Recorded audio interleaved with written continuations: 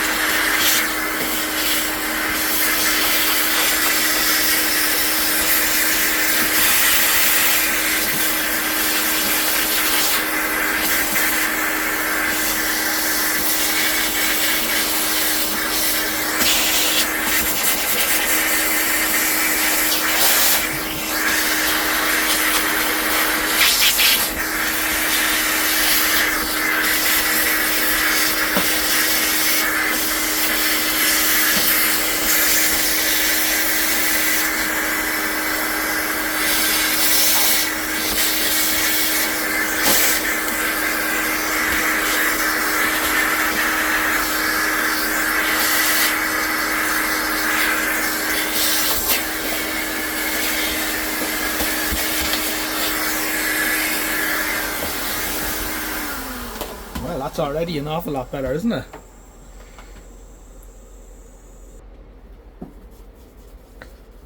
Let's take the worst of the dirt off it, because it is incredibly dirty. Which is a shame that an instrument like this was sitting in a shed in such condition. Well, a shame in one way, good in another. Good for me that I got it.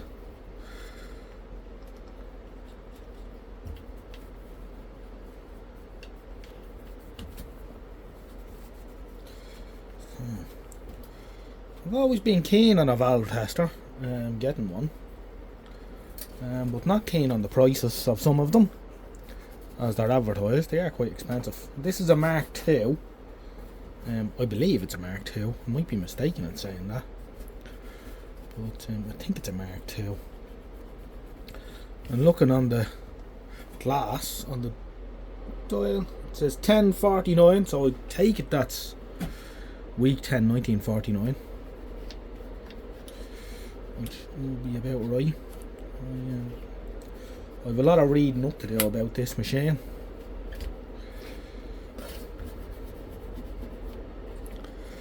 The finger plate is in good nick actually. The odd little scuff mark, but nothing too serious or drastic. I mean, you could go bananas cleaning this thing up, but there's no point really. Not if you're going to be using it as well. You do a full cosmetic job on it, and then you're afraid to use it in case you get it dirty. And it is to be used, and I intend on using it if I get it working. Hopefully it'll be okay. Well, I think it's a bit cleaner looking now anyway.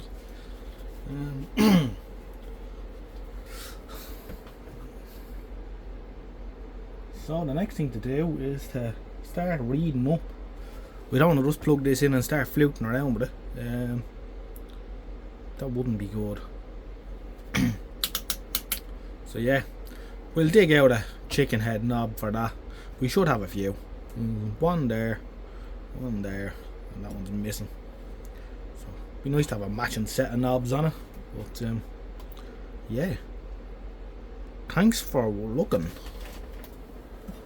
Let's well, yeah, we should have a closer look at this.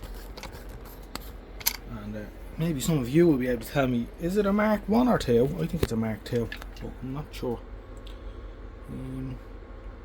Here's all the different valve sockets available on the top, and this is the selector, which you work for the different settings for testing different valves. There's not much to it really. It's basically just a load of transformers and a load of switches, and then there's a valve inside. I think there's a triode inside which acts as a bridge with the valve under test.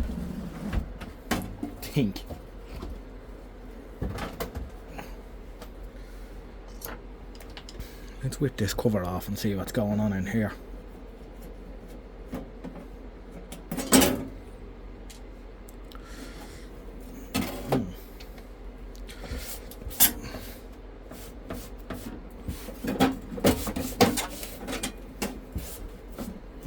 That's better.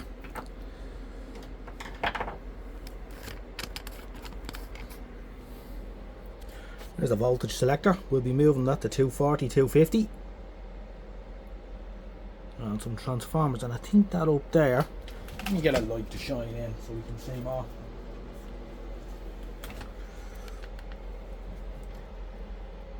That there I think is the valve that's used as a comparator. Little triode.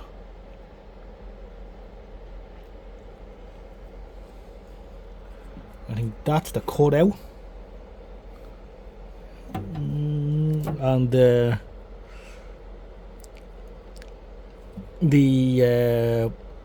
what you call it, the movement on the meter is backlit, which is very nice.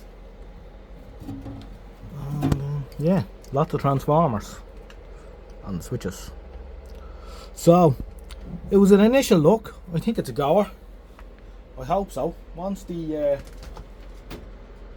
moving coil is okay, but this is an earlier one. The later ones, I think the Mark 3 and the Mark 4 had a very high sensitivity meter, which I think it's an odd value, 33 microamps or something like that, and they're notorious for going open circuit, whereas this has a relatively more robust movement in the meter, the earlier ones. So that's good. I was actually surprised at how compact this is as well. So yeah. Thanks for watching. If you have any advice for me on this machine, feel free to share. And then we'll catch you in the next one. I don't know when we'll get round to this. I have to have a look at this Bush TV in the background. More of that in the later video. Okay, thanks for watching. See you soon. Bye bye for now.